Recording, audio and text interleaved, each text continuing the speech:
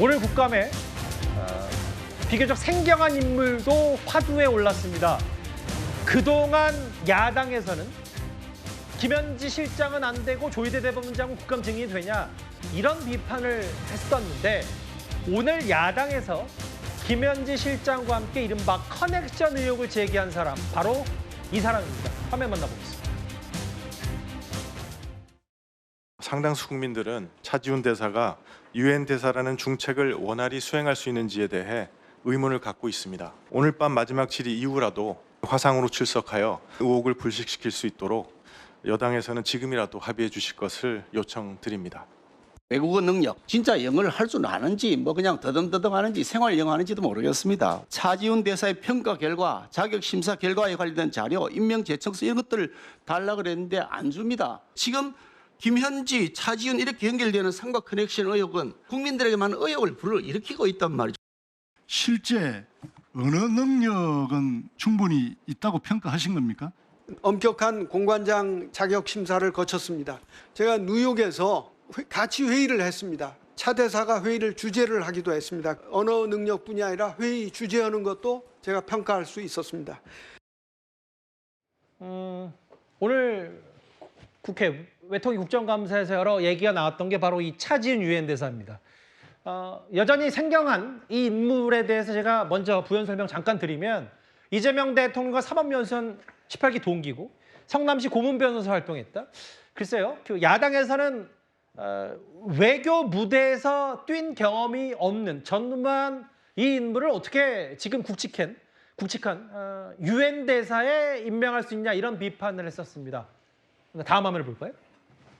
이현정 의원님. 네. 그런데 오늘 오후 동아일보 보도를 보니까 김태 의원이 내놓은 자료에 따르면 공관장 평가 기준에서 종합적으로 결과에 판단했고 항목별 평가 결과를 별도 작성하지 않았다. 그러니까 이 얘기는 쉽게 표현하면 영어를 잘하는지 못하는지를 잘 모를 정도의 평가를 성실하게 구체적으로 작성하지 않았다. 이런 문제 제기를 야당이 하고 있어요.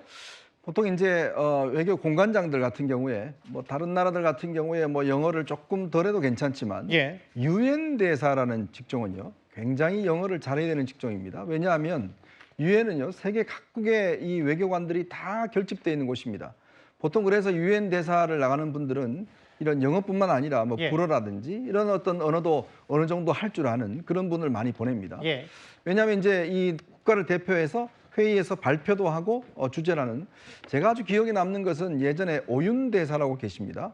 이분이 그 국회 이제 유엔 총회 본회의장에서 북한의 인권 문제와 관련해서 직접 영어로 이 연설하면서 굉장히 아마 세계적으로 화제가 된 경우가 있었어요.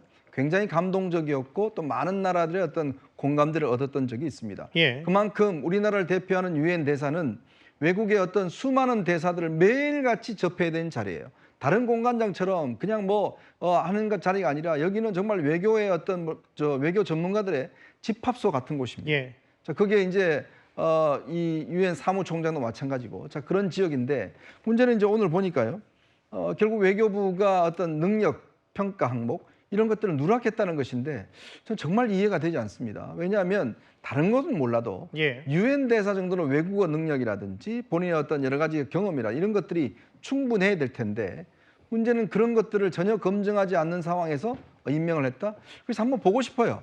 정말 차 대사가 정말 이 지적한 것처럼 영어라든지 어떤 외교력 이런 것들이 과연 뛰어난 분인지 한번 그 무대에서 하시는 걸 한번 보고 저희들이 판단을 해야 될 것 같거든요. 예. 지금 상황에서는 모르겠습니다. 이분이 얼마나 외교적인 능력이 있는지 등지는 제가 뭐 직접 이분을 모르기 때문에 예. 판단을 못 하겠습니다. 다른 외교관들 같은 경우는 워낙 이제 다들 아시는 분들이니까 괜찮지만 예. 그래서 한번 이분이 국회에 나와서 한번 한다든지 아니면 외교 무대에서 하는 모습들을 한번 보여주면서 아 국민들이 보시기에 잘 임명했다라고 하면 괜찮겠지만 그렇지 못하다고 한다면 저는 아마 이거는 두고 논란이 될 가능성이 높습니다. 그 강성필 대변인님. 그래서 실제로 국민의힘에서는 국감에 화상으로라도 출석시켜서 정말 능력이 검증이 됐는지를 따져 물어야 된다고 했는데 오늘 조현 외교부 장관이 뭐라 그랬냐면 엄격한 공관장 자격 심사를 거쳤고 뉴욕 회의 때 회의 주재하는 것도 평가를 했다. 이렇게 설명을 하더라고요. 그리고 이제 국민의힘에서 모 의원이 자꾸 외국어 능력 가지고도 의심을 갖고 계시던데 이분이 뉴욕주 변호사예요. 예. 예, 그리고 국제 투자 분쟁 전문 변호사로서 법률 전문 경력도 많이 있으신 예. 분이에요. 영어 못하는 사람이 뉴욕주 변호사 자격증 딸 수 있겠습니까? 예. 그러니까 좀 그런 건 기본적으로 좀 확인을 하고 물어봐야 될 것 같아요. 예. 그런데 이제 이 언어 능력은 당연히 있을 거라고 생각하는데 예. 사실 이제 외교관으로서 얼마나 역량이 있는지에 대해서는 사실 평가하는 것이 사실 추상적이라고도 생각을 합니다. 그렇기 때문에 저는 국민의힘이 조금 정쟁용이 아니라 조금 정말 현실적이고 정말 그 현실감 있는 어떤 확인할 수 있는 적격성을 따져 물은다면 거기에 대해서는 존중을 해야 되고 예. 또 그런 절차도 필요할 것 같습니다. 하지만 단순하게 영어 잘하냐 이런 식으로 물어본 것은 뉴욕주 변호사 자격증가 있는 사람한테 좀 너무한 것이 아닌가 이런 생각이 듭니다. 예. 근데 뉴욕주 변호사까지 지냈고 영어에 그럼 당연히 능통할 텐데 그러면 이제 좀 더 구체적인 어학 점수라든지 영어 능력이 또 아예 명시가 돼서 적격성 여부를 따졌으면 좀 더 완벽했을 텐데 국민의힘은 그걸 이제 빌미로 뭔가 문제 있는 거 아니냐. 대통령의 과거 사법연수원 동기니까 갑자기 유엔대사 앉힌 거 아니냐라는 얘기를 좀 하고 있고요. 다음 화면을 보겠습니다. 아까 이제 김기현 의원이 얘기했던 게 뭐냐면 삼각 커넥션 의혹을 설명해야 된다. 김현지 실장, 차지훈 대사, 이재명 대통령. 다음 화면을 볼게요. 윤기찬 부위원님. 과거에 그 김현지 실장이 이재명 대통령 당시 변호사 시절에 성공보수 받았다. 여기에 또 차지훈 지금 현 유엔 대사가 등장하기 때문에 그걸 또 야권에서는 삼각 커넥션 의혹이라는 얘기까지 국감에서 얘기했더라고요. 그러니까 사실은 이제 뭐 적격 여부는 아까 말씀 주신 대로 사실 그 임명제청선에 첨부 서류도 안 주고 있기 때문에 예. 또는 차지훈 유엔 대사 측에서 해결해야 될 문제인 것 같고 저 부분도 되게 특이한 거죠. 일반적으로 변호사가 어떤 사건을 맡아가지고 승소해서 성공보수 채권을 갖게 되면 본인이 만약에 안 주게 되면 본인이 그 채권에 대해 소송을 하면 그만인데 자격증이 있는 본인이기 때문에 이거를 이제 김현지 씨한테 양도를 합니다. 원래 저렇게 변호사 비용 소송을 위해서 채권 양도하는 것도 저는 불법으로 알고 있는데 그러니까 소송 목적의 채권 신탁 내지 양도는 원래 안 되는 거거든요. 근데 어쨌든 양도를 했어요. 안 들켰나 봅니다. 양도한 이후에 김현지 씨가 그 의뢰인을 상대로 이재명 당시 변호사의 의뢰인을 상대로 해당 채권을 이제 달라고 소송을 했겠죠. 예. 그 소송의 변호사 역할, 대리인 역할을 차지훈 현 유엔 대사가 했다는 거예요. 예. 차지훈 현 유엔 대사는 이재명 대통령의 연수원 18기 동기거든요. 그러니까 이 장면도 되게 특이한 거죠. 저는 사실 물론 어떤 사정이 있겠지만 저렇게 변호사가 본인의 수임료를 제3자한테 넘겨서 그 제3자가 다른 변호사를 선임해서 이거를 달라고 소송한다. 그래서 받아냈다. 그것도 2천만 원. 그러니까 변호사 수임료 띄고 못 띄고 하면은 없는데 예. 왜 저렇게 했는지 모르겠다. 여기서 저희가 알 수 있는 것은 김현지 씨가 이재명 대통령과 어떤 거래 관계가 있기 때문에 그거에 대한 뭐 급부 차원에서 줬을 수 있기 때문에 김현지 실장이요. 예. 그런 관계가 하나 있는 거고 또 하나는 당시 그 변호사가 이재명 대통령뿐만 아니고 김현지 씨와도 상당히 관계가 있다.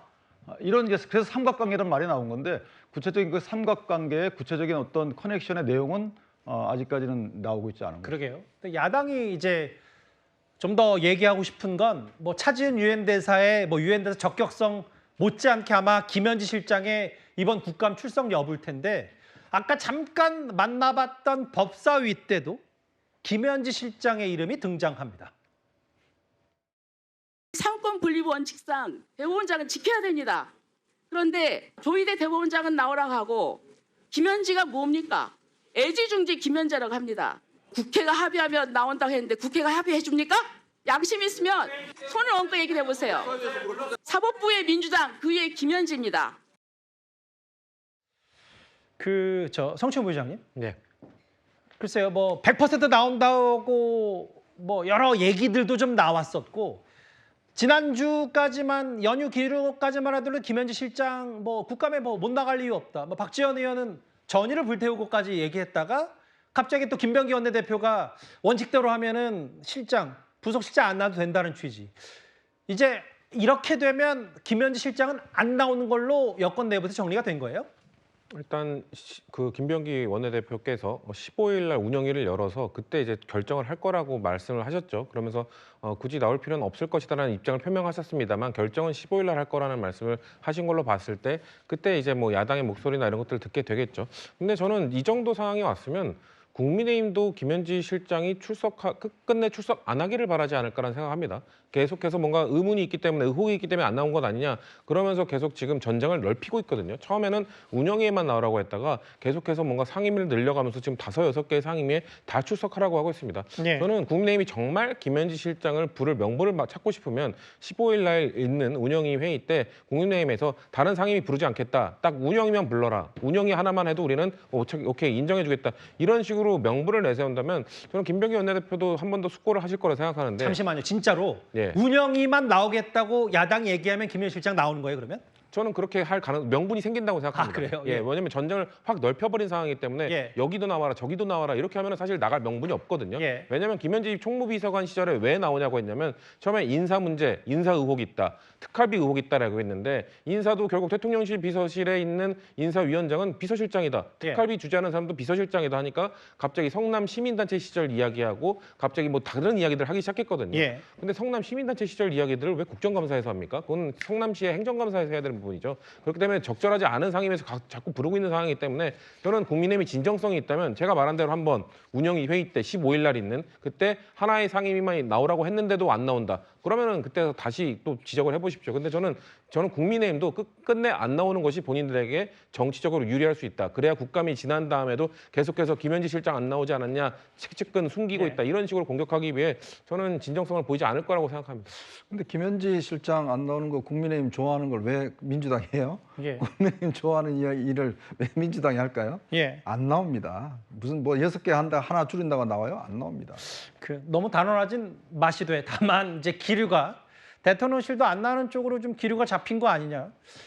모르겠어요. 이제 뭐 우상호 정무석이나 뭐 여권의 원로 박 전 의원도 김현지 실장 못 나올 리 없다라고 얘기했는데 어떤 이유에선지 일단 추석 연휴 막바지쯤에는 안 나오는 걸로 여권이 가닥을 잡은 듯하죠. 오이였습니다.